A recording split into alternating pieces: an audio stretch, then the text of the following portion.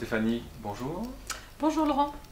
Nous sommes au café aujourd'hui pour parler philosophie Oui. et s'appuyer notamment sur l'actualité législative avec ce mariage gay Oui, dont on parle beaucoup. Il est temps que nous nous penchions dessus vu que la loi va bientôt être votée. Voilà, Il n'attendait que nous. N'est-ce pas?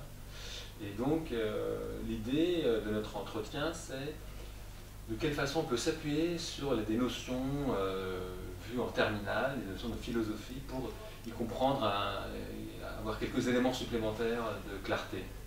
Oui, oui, en fait l'idée c'était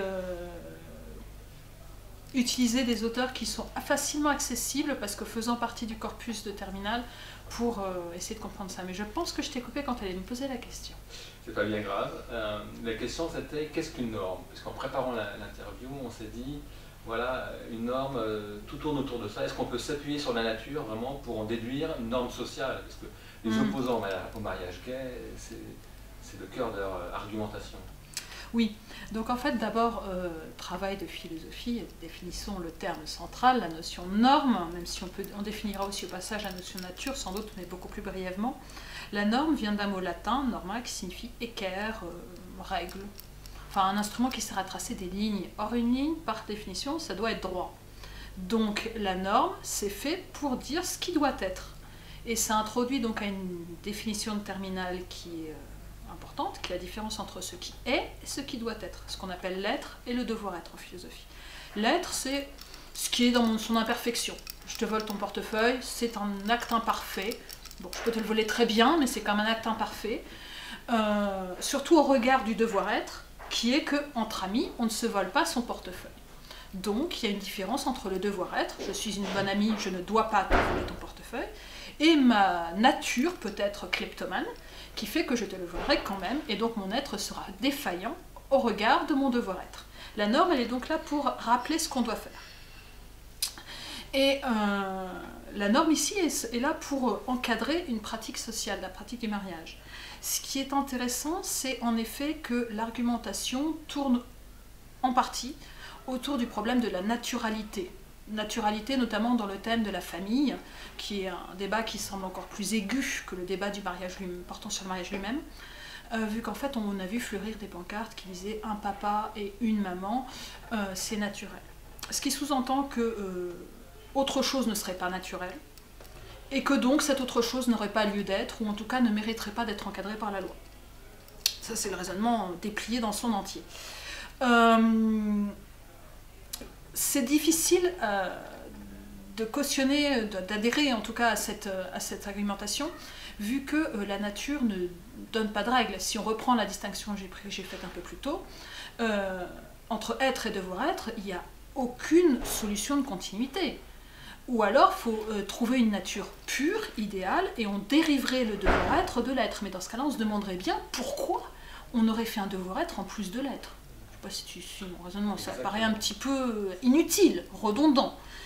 Et en fait, plus que cela, la nature nous donne des exemples de choses qui ne nous paraissent pas pures, voilà. En tout cas, si on prend ce terme-là, à savoir des poissons qui changent le sexe, comme le mérou.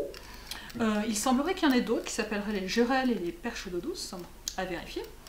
Mais tu as aussi des animaux qui sont hermaphrodites. Les escargots. Les escargots, exactement. Et les hippocampes, c'est le mâle qui pond les œufs.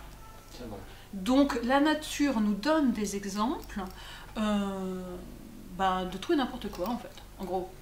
Donc, donnant des exemples de tout et n'importe quoi, en gros, dans tout, quelle part du tout et du n'importe quoi exactement donne la norme? J'aimerais bien savoir. Bon, ça...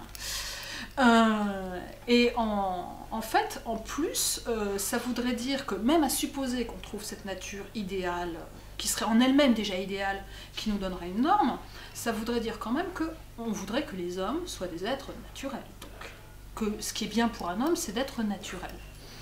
Qu'on me dise ce qui, chez l'homme, est particulièrement naturel. En fait, ce qui est naturel chez l'homme, c'est pas grand-chose, parce qu'en fait, qu'on se tienne debout, qu'on salue de telle ou telle manière, qu'on mange avec des couteaux, des fourchettes, tout ça, c'est de la culture, en fait. Donc l'homme est un être, au contraire, éminemment culturel. Et donc, c'est vouloir dire que les hommes devraient se comporter de manière naturelle, ça veut dire qu'il faudrait qu'ils se comportent comme des animaux. Bah, écoutez, oui, je crois, si je me souviens bien, que les chiens copulent avec n'importe qui, et que ce soit des femelles ou des mâles, il me semble. Donc, comportons-nous comme des animaux. Est-ce que c'est vraiment ce qu'on veut? Je ne sais pas, je suis le raisonnement de certains qui ne sont pas moi. Donc, tout ça pour dire que c'est, en plus, c'est pas un projet, ce qui fait la grandeur de l'être humain aussi, sa grandeur quand même, c'est qu'on s'est extrait de la nature. Et là, je tombe sur la différence entre nature et culture. La nature, c'est ce qui existe par soi-même. Fusiste, d'après Aristote, c'est ce qui a son principe en soi-même. La plante, elle pousse toute seule. Enfin, peu de choses près. L'homme, lui, il est culturel. Ce qui veut dire que l'homme se fait lui-même. L'homme, c'est celui qui ne se satisfera jamais du donné naturel. Un homme, vous le mettez dans une grotte, il va se dire, c'est moche, je fais des peintures de bison. Et il fait la grotte de Lascaux, parce que c'est plus chic. Donc en fait, l'homme, c'est un insatisfait. Mais cette insatisfaction, elle est fertile, vu que ça a donné naissance à la chirurgie, à l'art, à tout ce qui est technique, à toute la cuisine, par exemple, formidable,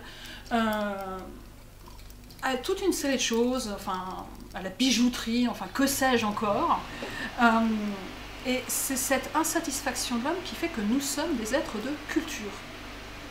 Enfin, dernière, parce que je maintiens mon programme qui est d'utiliser des auteurs de philosophie. Bon, là, j'ai utilisé deux couples de concepts, mais je vais adjoindre cela l'utilisation d'un auteur que je vais utiliser d'ailleurs dans ces 3 vidéos, qui est Claude Lévi-Strauss, agrégé de philosophie, puis ethnologue, etc., etc.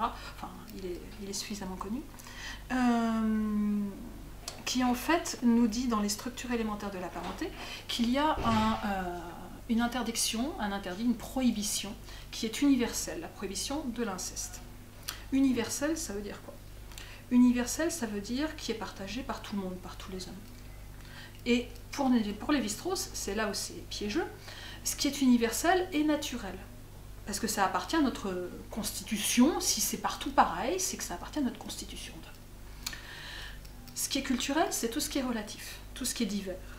Et la prohibition d'inceste a comme caractéristique, et c'est en cela qu'elle est la norme fondatrice de toutes les normes, et c'est pour ça que j'en parle ici, vu qu'on se demande d'où viennent les normes. Donc en fait, c'est la norme fondatrice de toutes les normes parce qu'elle opère le passage du naturel au culturel. La norme de la prohibition d'inceste n'est pas simplement naturelle, elle n'est pas simplement universelle, elle est aussi diverse dans son application. Là, par exemple, les personnes concernées par les parents proches ne sont pas les mêmes suivant les pays dont on parle. Donc, en fait, il y a une diversité culturelle dans l'adaptation d'une prescription qui, elle, est naturelle.